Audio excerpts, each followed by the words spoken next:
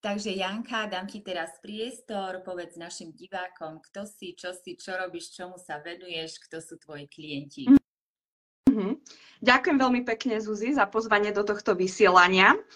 Moje meno je Jana Kuricová, som výkonnostná koučka a pomáham podnikateľom dosahovať ich ciele v biznise bez frustrácie cez výkonnostný coaching, na ktorý mám svetovú certifikáciu ACC.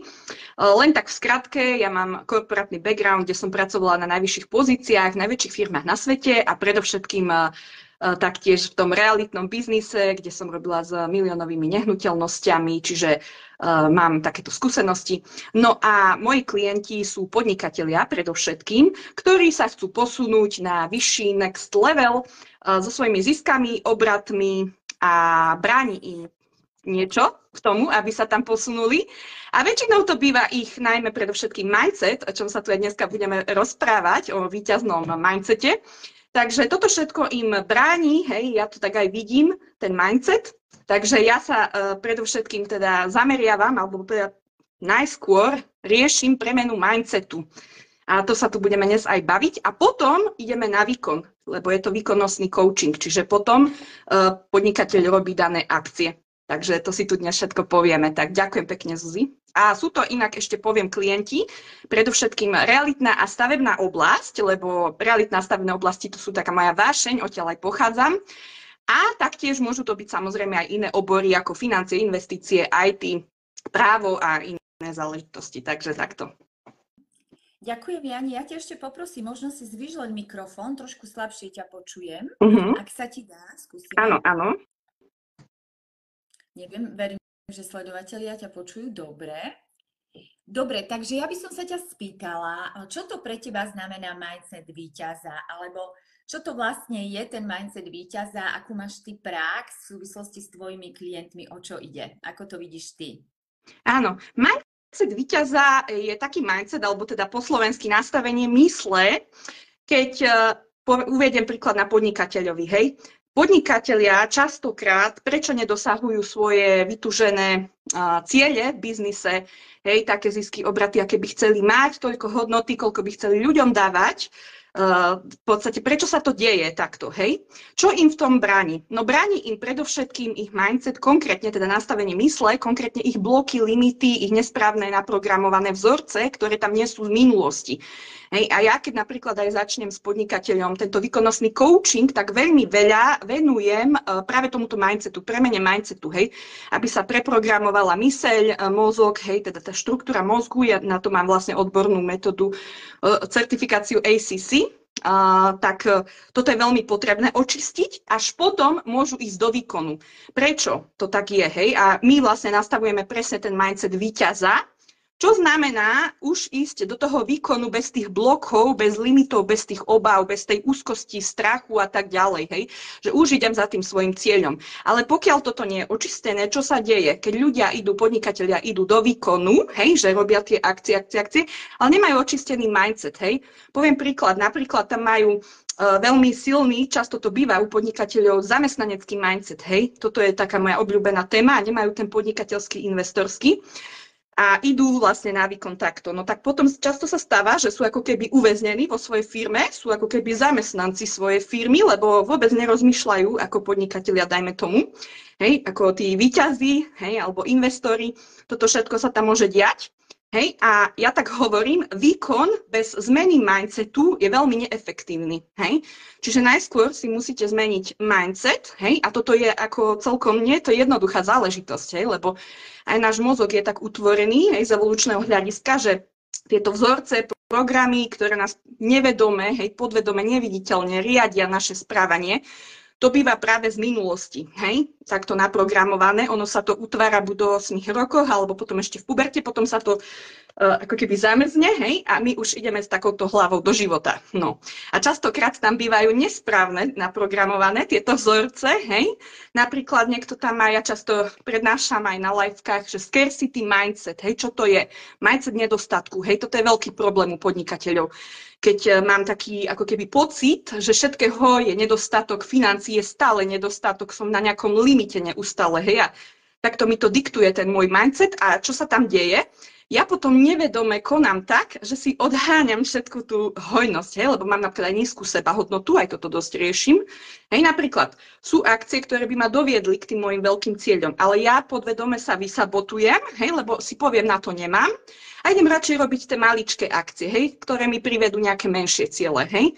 Toto sa tam častokrát deje, ale podnikateľ o tom nevie, to je všetko skryté, hej, lebo to je tak naprogramované z minulosti. Hej? A ja to viem pomerne rýchlo odstrániť, tieto vzorce, tieto programy, to sa tam krásne vyčistí, hej? Ja to robím prostredníctvom balíkom a až potom ide podnikateľ navykom. Hej? Toto je veľmi dôležité. Hej? A toto je aj ten víťazný mindset, hej? Skrátke povedané, hej? Že už nás tam nebrzdia strachy, bloky, limity, hej? Čo si o mne kto pomyslí, toto býva často taký blok, hej? A idem už vlastne za tým cieľom priamo. Hej, a idem ako keby na toho víťaza, hej, čiže víťazný mindset, idem si po ten svoj cieľ, lebo veľmi chcem, mám tú motiváciu, hej, ale samo o sebe chcieť úplne nestačí, lebo aj keď chceme, hej, to je ten základ, ale my stále tam nemáme zmenené tie vzorce, programy, hej, čiže my aj keď chceme, stále nás to zavádza. Proste tá neviditeľná sila nás dáva stále do tých malých cieľov napríklad. Hej, lebo to tak máme naprogramované, aby sme to tak mali z tej minulosti a my to potrebujeme v dospelosti, sa to veľmi ťažko v podstate prepája inak. Hej, na to už treba toho odborníka. Takže hej, toľko v skratke, mindset víťaza je niečo také nastavenie mysle, že ja to dokážem, ja to zvládnem a idem, hej. A samozrejme, že budú prekážky na tej ceste, dokonca keď sa podnikateľ začne meniť, tak môžu byť aj väčšie tie prekážky, aby ho otestovali, dajme tomu, hej. Ale on cez to dokáže prejsť, lebo má tú vytrvalosť a už tam nemá tie bloky, limity, takže tá cesta je oveľa jednoduchšia. Takže toľko k tomu.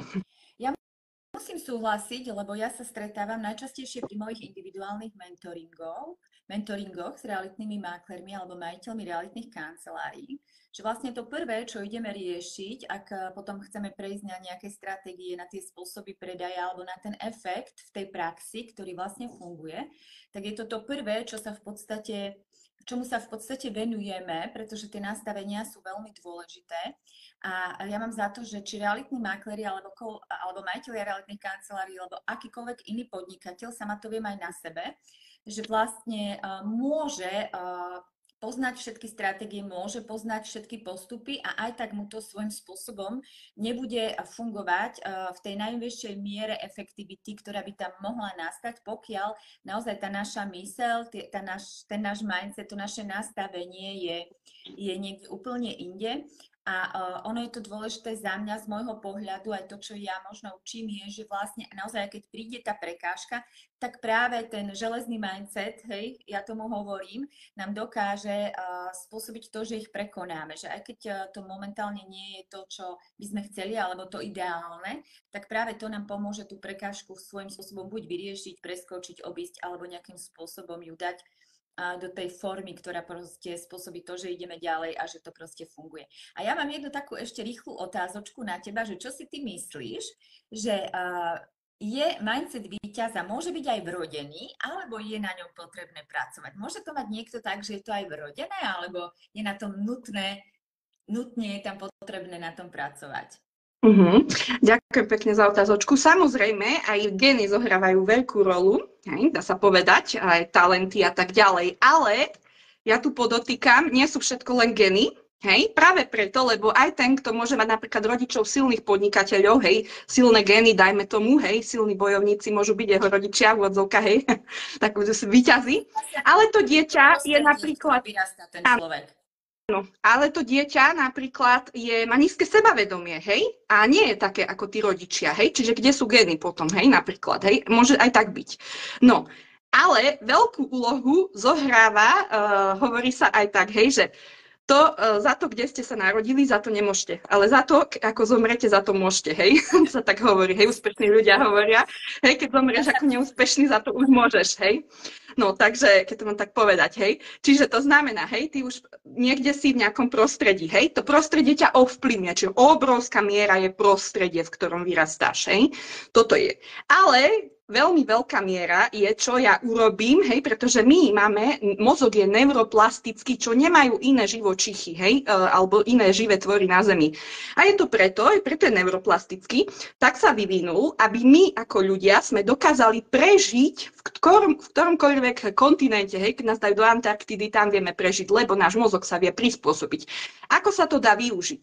Tento mozog, keď už vieme, že je neuroplastický, hej, že vieme prežiť kdekoľvek na Zemi ako jediný druh, hej, tak života, hej, sa dá povedať na Zemi, tak to znamená, že my si ho vieme aj preprogramovať a vytvárať si svoju vlastnú realitu, keď veľmi chceme, hej. Ale na to, samozrejme, treba už potom aj odborníkov a tak ďalej. Hej, ja som tu aj hovorila o tom mindsete, hej, že to by bolo zase na ďalšiu liveku, aké sú rozdiely medzi tým zamestnaneckým mindsetom a podnikateľským, hej. Napríklad ten podnikateľský mindset, on si už je trošku vedomý, že sa chce z toho kolotoča, kde väčšina ľudí sa chce z toho dostať, chce si ten život utvoriť sám napríklad, hej, lebo počul, že ten mozog je neuroplastický a on nemá vlastne problém napríklad aj investovať do seba, hej, že všetko, čo to vlastne bude nejakým spôsobom, hej, je to nejaká obeta, hej, aj to, keď chceš vystúpiť ako ten víťaz, tak musíš obetovať určite, hej, musíš tam vložiť, musíš dať niečo, hej, ten podnikateľ tomu rozumie, že musí niečo dať, aby niečo dostal, hej, a sú to čas, energia, peniaze, hej, niečo obetovať zo seba musí dať, hej, a tomu prinesie potom, áno, potom ho posúva stále vyššie a vyššie a on dokonca aj stretáva tých ľudí, ktorí mu tým cieľom vedia dopomôcť, hej, keď si zameria tú myseľ. Čiže áno, nezávisí to, Zuzka, ako som odpovedá tvoju otázku, hej, tie gény. Gény sú jedna dôležitá časť, samozrejme, ale ďalej tu máme prostredie, hej, a ten mindset hlavne, hej, to, že ten mozog neuroplastický, ako veľmi chceme sa dostať z toho, kde nám je nepohodlne, hej, lebo sme v nejakej situácii, každý človek má nejaké problémy, hej, a mu to nepohodlne trpí, hej, dajme tomu proste, alebo v tom podnikaní, hej, krúti sa, ja to často nazývam, že krúti sa ako škrečok v koliečku, hej, stále dookola a nevidí cestu von, hej, lebo on ju nepozná jednoducho, hej, ale chce sa z toho dostať, tak už mu napríklad, hej, príde nejaká osoba alebo nejaké vzdelávanie a tak ďalej, ktoré ho vie vyniesť oveľa vyššie, dajme tomu, hej, ale na to musí chcieť a samozrejme musí niečo aj dať zo seba, hej, ako som už spomínala. Nie je to nič, ako hovorí sa, hej, že nič nie je zadarmo, ale je to pravda, hej. Proste ty keď niečo chceš, čo nemajú napríklad iní, tak musíš robiť nejaké iné veci, čo iní nerobia, hej. Toto je taká zásada úspešných ľudí, aj toho mindseta víťaza, hej. Nemôžeš byť ako väčšina, lebo budeš ako väčšina, dopadneš ako väčšina, hej. To je taká zásada, takže toľko k tomu. Ja by som možno dodala ešte takú malú pomocku, ktorú ja používam veľmi často, veľmi jednoduchú a učím to aj mojich klientov, mojich ľudí z realitnej branže, že keď, ale to je možno aj ten podnikateľský mindset presne, že keď vlastne nás to ťahá dole alebo príde nejaká prekážka alebo niečo, tak je jedna jednoduchá vetička, možno na záver by som ju dodala, že opýtaj sa samého seba, že čo chceš viac. Hej? A vlastne tam krásne to podvedomie aj vedomie ukáže tomu človeku pred oči, že vlastne, aha, budem v tom starom, alebo chcem niečo nové. A zodpovedať si na otázku, čo chcem viac, často prinúti toho človeka sa pozrieť na tie veci inak a vlastne ako keby svojím spôsobom sa znova štartnúť a ísť ďalej. A to je ten mindset, ktorý vlastne ukazuje nevzdávaj sa. Hej, že a vlastne chod si za tým. Janka, nemáme dneska veľa času, takže ja ti veľmi krásne ďakujem, že si prijala toto pozvanie na live interview. A želám ti nádherné Vianoce. Janka nám nechá, alebo ja doplním vlastne pod to livekou link na vianočný darček pre vás, e-book zdarma. Je 10 tajomstiev v úspešnom podnikaní, presne nás o tom budete mať. Budem sa na vás všetkých tešiť v nejakom budúcom live interview, ktoré určite bude aj na teba, Janka. Určite si spolu ešte rozhovor dáme a verím, že tieto live interview prinášajú nejakú hodnotu, nejaké informácie v skratke pre našich sledovateľov a trošku im aspoň pomáhajú zmeniť ten pohľad na niektoré veci, ktoré ich trápia alebo im robia problém. Takže ďakujem ti ešte raz veľmi pekne, želám krásny deň aj tebe a želám krásny zvyšok dňa aj vám, ktorí ste sa dívali alebo sa budete dívať. A teším sa na budúce. Ďakujem veľmi pekne, Zuzi. A ako si podotkla, tak mám pre vás, keďže sa blížia Vianoce, čas vianočný, čas darčekov. Ja mám pre vás teda darček, ako Zuzka hovorila. A je to e-book 10 tajomstiev na dosiahnutie finančného cieľa, ktorý si teda môžete pozrieť a môže vám byť nápomocný. Písala som ho v lete, takže nájdete tam užitočné rady,